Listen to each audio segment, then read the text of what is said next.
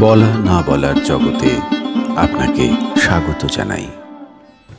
বলা না বলার জগতে আমরা মহাভারতের বিস্তৃত প্রায় গল্প আপনাদের সামনে তুলে ধরছি। আজকের গল্প চারবাক রাক্ষসের গল্প।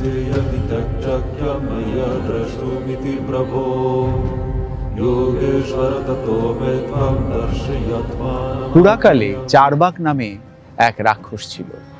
সে বদ্রিকাশ্রমে দীর্ঘকাল তপস্যা করে ব্রহ্মাকে তুষ্ট করে এবং ব্রহ্মার বরে বলীয়ান হয়ে সে নানা রকম দুষ্কর্মে লিপ্ত হয় এবং তার সেই অত্যাচারে অতিষ্ঠ হয়ে দেবগণ আবার ব্রহ্মারই শরণাপন্ন হন।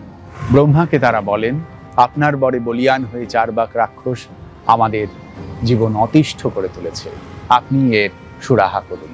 ব্রহ্মা তখন সেই দেবগণকে বলেন, এই রাক্ষস চারবাক সে ভবিষ্যতে গিয়ে দুর্যোধন নামে এক পাপিষ্ঠ রাজার বন্ধু হয়ে যাবে এবং সেই বন্ধুত্বের ফলে সে এমন কিছু অনিষ্ট করবে যে তারপরে ব্রাহ্মণদের অভিশাপে সে দগ্ধ হবে।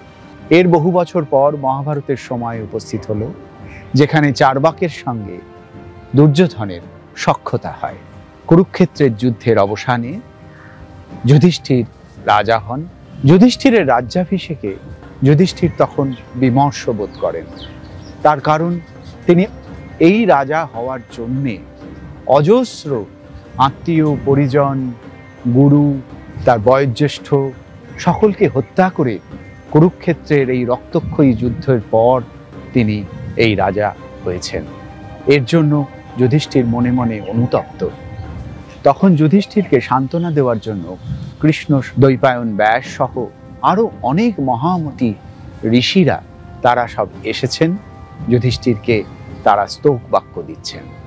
এমন সময় যুধিষ্ঠিরের রাজসভায় সেই রাক্ষস চারবাক তখন ব্রাহ্মণের ছদ্মবেশে শিখা, দণ্ড, জপমালা এইসব ধারণ করে সে উপস্থিত হয়। তিনি তখন যুধিষ্ঠিরকে ভর্ৎসনা করে বলেন, যুধিষ্ঠির, আপনি জ্ঞাতি হত্যাকারী, আপনি ভাতৃ হত্যা করেছেন, আপনি একজন কুনৃপতি, আপনি নিজেকে ধার্মিক এবং সত্যবাদী মনে করেন, কিন্তু আপনার কোনো যোগ্যতাই নেই এই সিংহাসনে আরোহণ করবার। আপনার মৃত্যুই আপনার শ্রেয়। এই কথা শুনে যুধিষ্ঠির আরো বিচলিত হয়ে পড়েন। তিনি বিমর্ষ হয়ে হাত জোর করে সেই ছদ্মবেশী ব্রাহ্মণ চারবাক রাক্ষসকে বলেন যে, হে ব্রাহ্মণ, আমি সত্যিই অনুতপ্ত, আমি এক্ষুনি সিংহাসন পরিত্যাগ করতে প্রস্তুত। তখন কৃষ্ণ ও ব্রাহ্মণগণ জ্ঞানচক্ষু দিয়ে তারা বুঝতে পারেন এই ব্রাহ্মণ, ছদ্মবেশী ব্রাহ্মণ আসলে কে। তখন তারা যুধিষ্ঠিরকে বলেন, মহারাজ, আপনি বিচলিত হবেন না, আমরা বুঝতে পেরেছি এই ছদ্মবেশী ব্রাহ্মণের আসল চরিত্র কি। এ হলো দুর্যোধন সখা দুষ্ট রাক্ষস চারবাক। আপনি নিশ্চিন্তে সিংহাসন আরোহণ করুন। এবং তখন সেই বিপ্রগণের তেজে সেই চারবাক দগ্ধ হয়ে সেই সভায় মৃত্যুবরণ করে। আজকে আমরা শুনলাম সেই চারবাক রাক্ষসের গল্প।